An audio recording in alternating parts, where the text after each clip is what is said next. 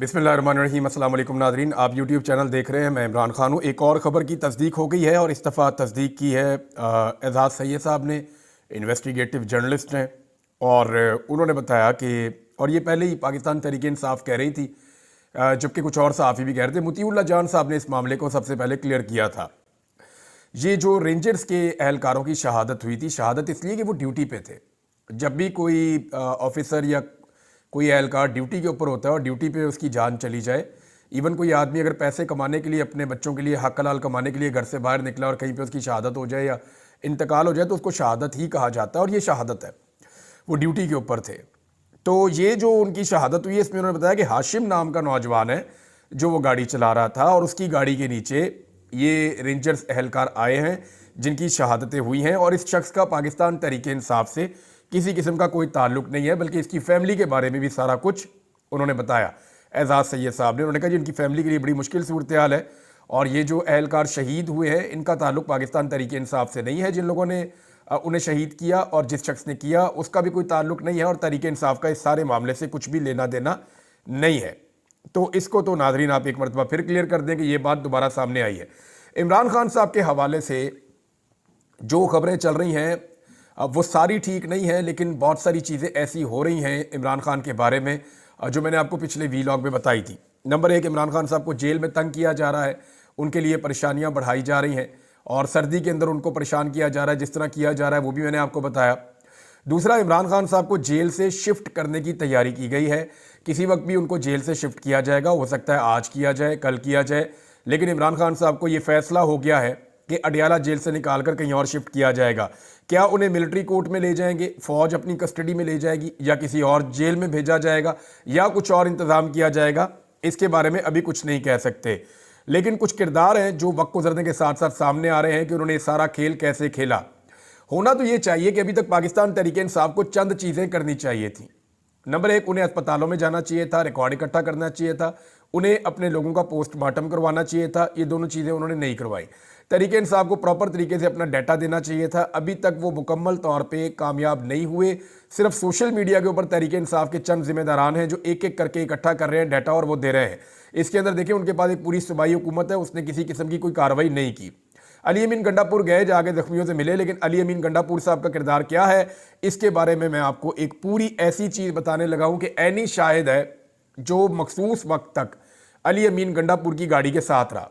ये शख्स जब डी चौक से फायरिंग हुई तो ये शख्स डी चौक से भागा। इसने मुझे पश्तो में सारे मैसेजेस भेजे, मैंने सारे मैसेजेस को ट्रांसलेट किया है और इसने कहा कि मैं कुरान पाक पे हलफ देने के लिए भी तैयार हूँ कि जो बात मैं कह रहा हूँ, ये शख्स काफ़ी डरा हुआ है।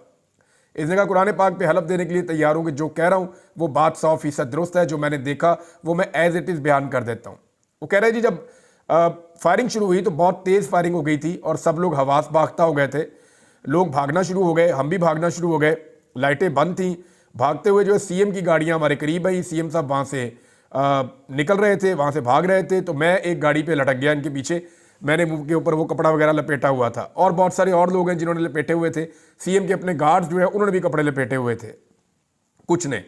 उन्होंने कहा जी मैं वहाँ से सीएम की गाड़ी के पीछे लटक गया और गाड़ी बहुत तेज़ चला रहे थे वो। और थोड़ी देर के बाद एक और गाड़ी देखी जो पहले मुझे नहीं पता था, बाद में पता चला कि ये उमर अयूब साहब की गाड़ी है और इनकी गाड़ी भी साथ ही सीएम खैबर पख्तूनख्वा की गाड़ी के साथ निकल रही थी। फिर वो पुल जहाँ पे नीचे अली अमीन गंडापुर साहब ने तकरीर की थी, ये उस पुल पे पहुँचे और उसको जब क्रॉस किया और वहाँ पे उस पुल पे पहुँच के अली अमीन गंडापुर ने जहाँ तकरीर की थी वहाँ आगे गाड़ियाँ और भी खड़ी थी। वहाँ जनाब वो कहते थे गाड़ियाँ रोकी और पुल के ऊपर से गाड़ियाँ आगे लेकर गए और तेज़ी से एक ब्रेक मारी तो एक सिक्योरिटी का जो लड़का था जो गंडापुर साहब की सिक्योरिटी में था, गाड़ी उसको भी जाकर लगी लेकिन वो बच गया। और इसके बाद उसने बताया दूसरी गाड़ी में गए जिस गाड़ी में उमर अयूब और बुशरा बीबी मौजूद थे, यानी दूसरी गाड़ी थी उसमें बुशरा बीबी और उमर अयूब दोनों पहले से मौजूद थे। अली अमीन गंडापुर साहब उतरे और उस गाड़ी के अंदर जाकर बैठ गए। इन्होंने वहाँ से गाड़ियाँ भगाई और गाड़ियाँ उन्होंने भगाई और आगे एक जगह पहुँचे तो रास्ता बंद था, यानी पुल के दूसरी कोने पे गए, उस तरफ जाके देखा तो वह रास्ता बंद था और वो रास्ता खुला हुआ नहीं था। तो बुशरा बीबी उस वक्त गाड़ी से बाहर निकल आई और उन्होंने कहा कि तुम कहाँ जा रहे हो, क्यों वापस जा रहे हो, किधर को जा रहे हो, वापस नहीं जाना। तो जो गाड़ी थी उसकी सिक्योरिटी के लिए जो लोग साथ गाड़ी के लटके होते हैं वो ऊपर चढ़े होते हैं, जैसे इमरान खान साहब की गाड़ी के ऊपर भी आपने देखा होगा। तो उनमें से एक बंदा जो है उसने बुशरा बीबी के कंधे पे हाथ रखा और उसने कहा कि आप गाड़ी के अंदर बैठें।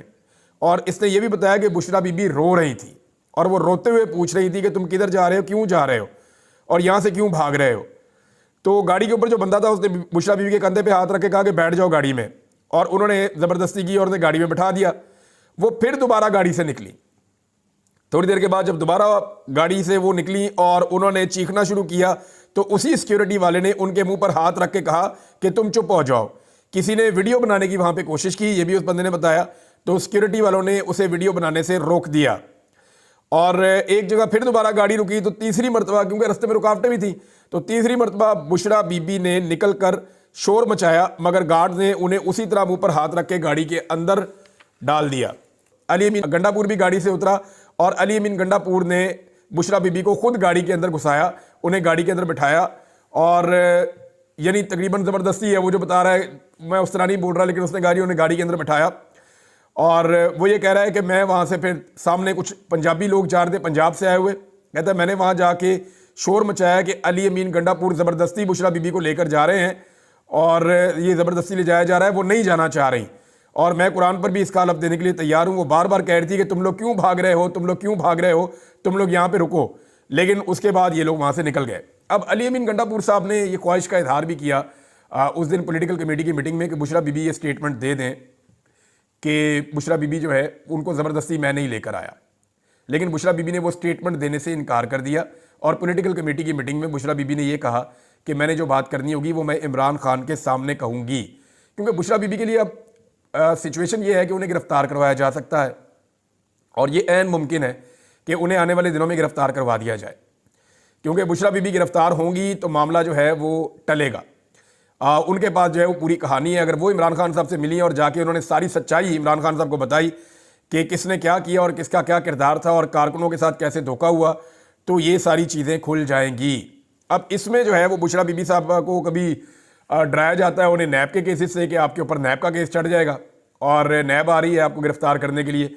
ये खबरें भी आ रही हैं, अभी नैब ने तरदीद कर दी, हम खैबर पख्तूनख्वा जो है वो वज़ीर आला हाउस में नहीं गए, लेकिन पहले ये रिपोर्ट हुआ था कि वो वहाँ पे आए, उन्होंने आके बुशरा बीबी का पूछा, लेकिन अब ये रिपोर्ट हो रहा है कि वो कह रहे हैं हम वहाँ पे नहीं गए। दूसरा ये है कि क्या बुशरा बीबी का रब्ता हो रहा है नॉर्मली लोगों के साथ, तो बहुत सारे लोगों से मैंने पूछा तो उन्होंने कहा जी हमारा पहले अगर रब्ता था भी तो अब उनसे कोई रब्ता नहीं है। उनकी बहन ने भी इस तरह का स्टेटमेंट थोड़ी देर पहले दिया था कि बुशरा बीबी से हमारा कोई रब्ता नहीं है। तो अब ये मामला वो है और उतना ही है जितना मुझे एज इट इज़ एक बंदे ने बताया, और इस बंदे का कोई ताल्लुक इस हवाले से नहीं है कि इसका कोई फ़ायदा या नुकसान हो इसमें।